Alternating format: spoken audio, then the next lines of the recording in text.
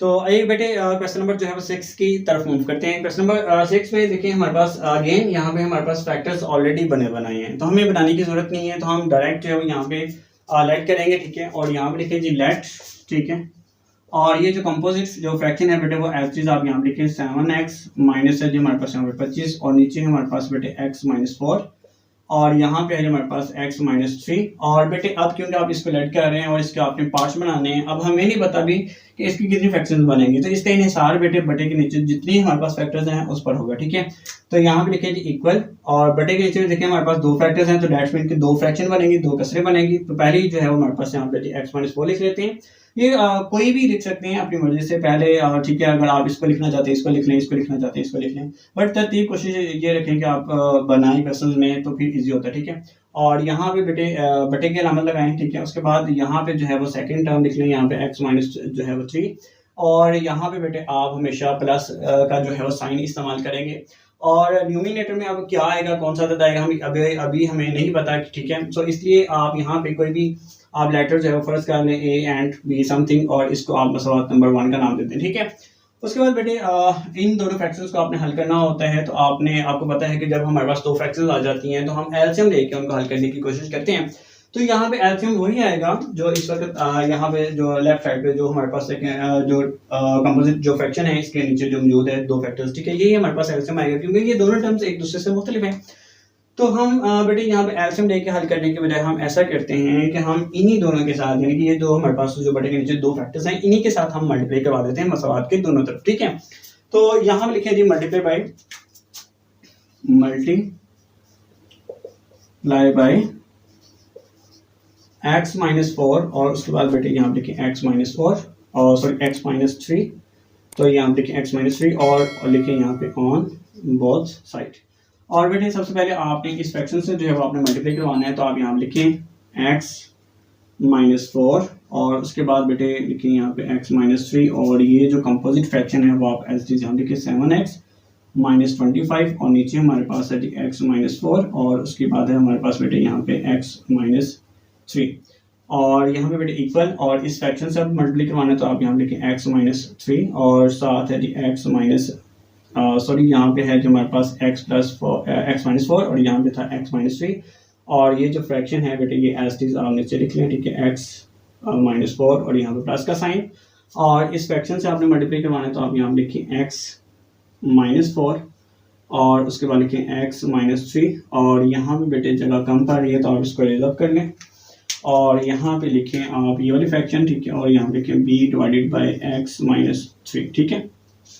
अब देखिए बेटे यहाँ पे ये जो है फैक्टर इस फैक्टर से कैंसिल, ये फैक्टर इस फैक्टर से कैंसिल, क्योंकि ये सेम है। x माइनस 4 बेटे ये x माइनस 4 के साथ कैंसिल, x माइनस 3 के साथ कैंसिल, तो बेटे यहाँ पे न्यूमिनेटर में हमारे पास है यहाँ पे 7x माइनस 25 और यहाँ पे इक्वल का साइन, और ये x माइनस 3 बेटे a से ज़रब होगा तो हमारे पास यहाँ पे a इंटू एक्स माइनस 3 आ जाएगा, और बेटे ये जो फैक्टर है बेटे वो b से ज़रब होगा तो हमारे पास यहाँ पे आ जाएगा प्लस b इंटू है x माइनस 4, और इसको मसवात नंबर 2 का नाम दे देंगे, ठीक है। अब उसके बाद देखें यहाँ पे बेटे बटे के ऊपर हमारे पास यहाँ पे a एंड b, इसकी जगह पे क्या आएगा, तो हमने a एंड b ही तो फाइंड आउट करने हैं, तो हम यहाँ पे अब क्या करते हैं, यहाँ पे लिखते हैं फॉर द वैल्यू ऑफ ठीक है ऑफ a, ठीक है, for the value of a मालूम करने के लिए अब देखिए बटे के नीचे जो भी हमारे पास टर्म है इसको आप सिफर के इक्वल रख लेंगे, x minus 4 is equal to 0, x यहीं पर हाँ बेटे ये 4 दूसरे जाके यहाँ पे प्लस हो जाएगा। और अब देखें मैंने अभी आपको जो है रिसेंट जब क्वेश्चन नंबर 5 करवा रहा था तो उसमें मैंने आपको बताया था जब आप a मालूम करेंगे तो जो b वाला फैक्टर होगा वो सिफर होगा, और जब आप b मालूम करेंगे तो a वाला फैक्टर जो है वो सिफर होगा, ठीक है। तो अब देखें अगर x की जगह पर मैं ये जो प्लस 4 है वो इस मसवात में दर्ज करता हूँ, देखिए यहाँ पे अगर मैं फर्स्ट करें 4 दर्ज करता हूँ, ये प्लस का था यहाँ पे क्योंकि ये देखें ना x की वैल्यू हमारे पास 4 है, जब आप यहाँ पे प्लस 4 दर्ज करेंगे ये माइनस 4 है तो प्लस माइनस माइनस होते 4 में से 4 माइनस करेंगे तो वो सिफर हो जाएगा, ये सिफर जो था वो b के साथ ज़रब होगा तो सारा फैक्टर सिफर हो जाना है। तो जब इसने सिफर हो जाना है तो हम ऐसा करते हैं कि इस मसलात में से जस्ट इतनी जो हमारे पास इक्वेशन है, ठीक है, ये हम जो है वो लिख लेते हैं और इसको एलिमिनेट कर देते हैं, और यहाँ लिखे बेटे 7x minus 25 is equal to, और उसके बाद है a इंटू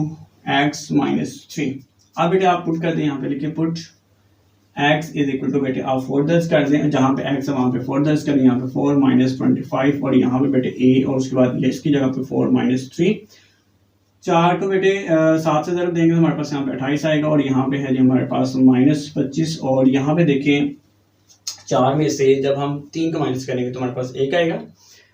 4 प्लस के और 3 माइनस के, प्लस माइनस माइनस होता है, 4 में से 3 माइनस करेंगे तो 1 और वो 1 जब a से ज़रूर होगा तो हमारे पास a ही आ जाना है, तो हम इसको डायरेक्ट a ही लिख लेते हैं। अब देखिए ये 28 25 के है, जो 28 है वो हमारे पास प्लस के है, जबकि ये 25 माइनस के है तो प्लस माइनस माइनस होता है। 28 में से 25 को माइनस करेंगे तो हमारे पास यहाँ पे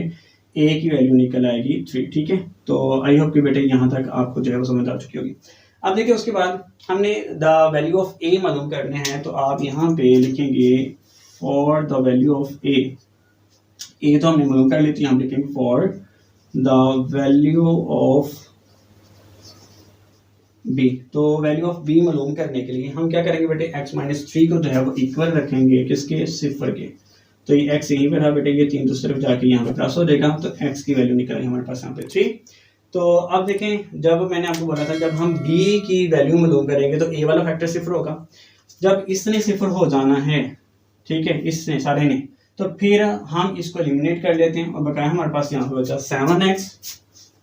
7x माइनस 25 और यहाँ पे बचा बेटे इज इक्वल टू b, ये बेटे इक्वल का साइन, और यहाँ पे हमारे पास b और आगे है जी x माइनस 4। अब बेटे इसको हमने एलिमिनेट क्यों किया, ठीक है, देखें ये हमारे पास x की वैल्यू 3 है।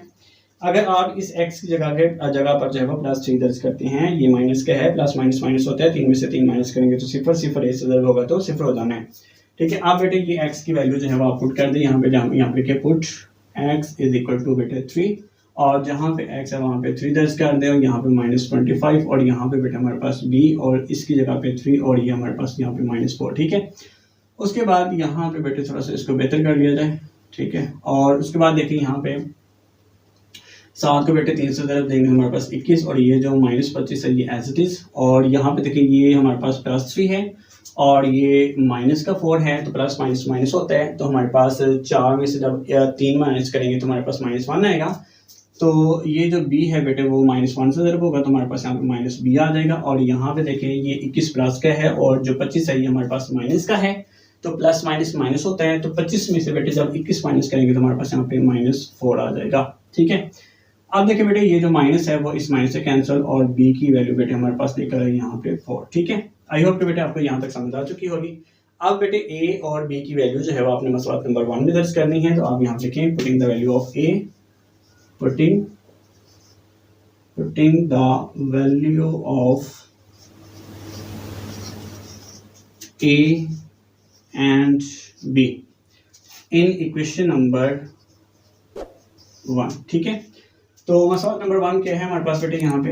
वो है जी 7x माइनस 25। तो ये लिखें यहाँ पे 7x माइनस 25 और बटे के नीचे बेटे हमारे पास है जी यहाँ पे x माइनस 4 और उसके बाद है जी हमारे पास यहाँ पे x माइनस 3। नेक्स्ट बेटे यहाँ पे इक्वल का साइन और a की जगह पे बेटे आपने वैल्यू जो निकाली वो है जी 3, तो यहाँ पे 3 दर्ज करें और बटे के नीचे है जी हमारे पास यहाँ पे x माइनस 4 और यहाँ पे है जी प्लस का साइन और b की जगह पे आपने अभी जो वैल्यू निकाली 4 वो आप दर्ज कर लेंगे। ठीक है, और यहाँ पे है जी हमारे पास x माइनस 3, तो डैट इज योर रिजल्ट। तो अल्हम्दुलिल्लाह रब्बिल आलमीन क्वेश्चन नंबर 6 का जो सोल्यूशन है वो भी कंप्लीट हो चुका है और आज का जो लेक्चर है यहीं पे हम वाइंड अप करेंगे और कल बेटे हम इन प्रॉपर जो फ्रैक्शंस हैं, ठीक है, उसके रिलेट करने वाली जो हमारे पास जो फ्रैक्शंस हैं, ठीक है, उनका जो सोल्यूशन है वो हम करना सीखेंगे।